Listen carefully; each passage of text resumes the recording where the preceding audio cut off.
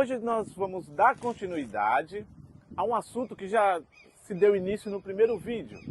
E nós vamos falar sobre ansiedade. O que a Bíblia tem a apresentar sobre esse tema? Recorrente, é um assunto pertinente nos meios acadêmicos, na fé. O que a Bíblia tem a dizer? E aí eu quero tratar com você baseado em 3 passagens bíblicas. A primeira é Mateus 6, do 25 em diante. Diz assim, Jesus dizendo: "Por isso vos digo, não andeis ansiosos pela vossa vida, quanto ao que haveis de comer ou de beber, nem pelo vosso corpo, quanto ao que haveis de vestir. Não é a vida mais do que o alimento e o corpo mais do que as vestes." Esse é um texto da qual faz parte de vários outros conselhos que Jesus está apresentando no famoso Sermão da Montanha ou Sermão do Monte.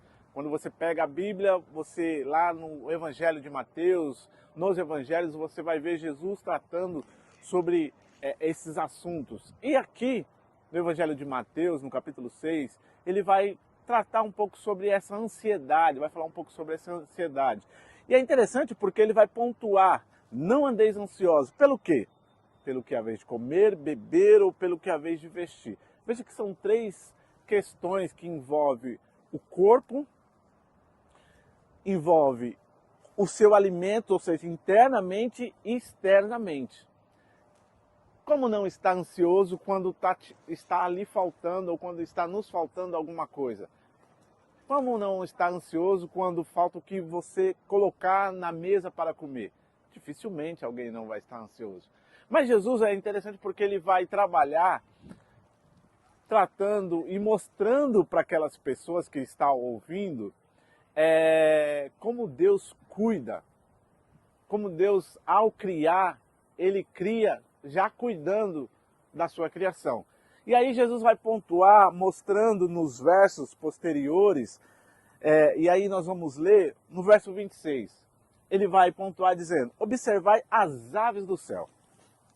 Não semeiam, não colhem, nem ajuntam em celeiros. Contudo, vosso Pai Celestial a sustenta."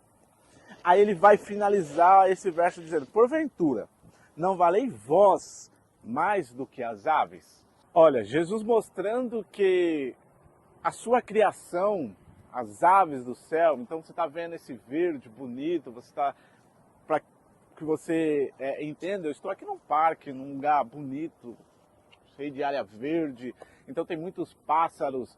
E como é que esses pássaros eles se mantêm? Ou seja, a própria criação se encarregou disso. Elas não trabalham, ou seja, elas dependem daquilo que a própria natureza produz.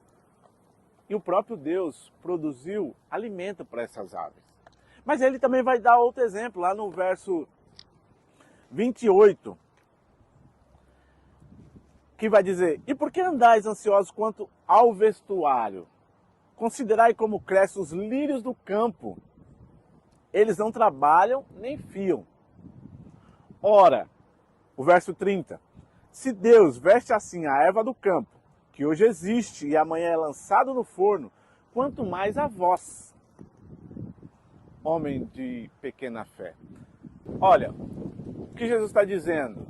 Que na sua criação, ou seja, essas árvores da qual você vê atrás de mim, elas mesmo por si só, ou seja, Jesus, o próprio Deus na criação, ele fez com que essas árvores, esses lírios do campo da qual ele apresenta, eles conseguem se reproduzir, se vestirem. Ele vai usar esse termo de vestimenta para que eles continuem sendo belos como eles foram na criação.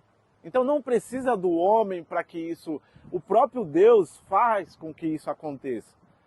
Então, o que quer dizer, o que Jesus vem apontando e mostrando com tudo isso?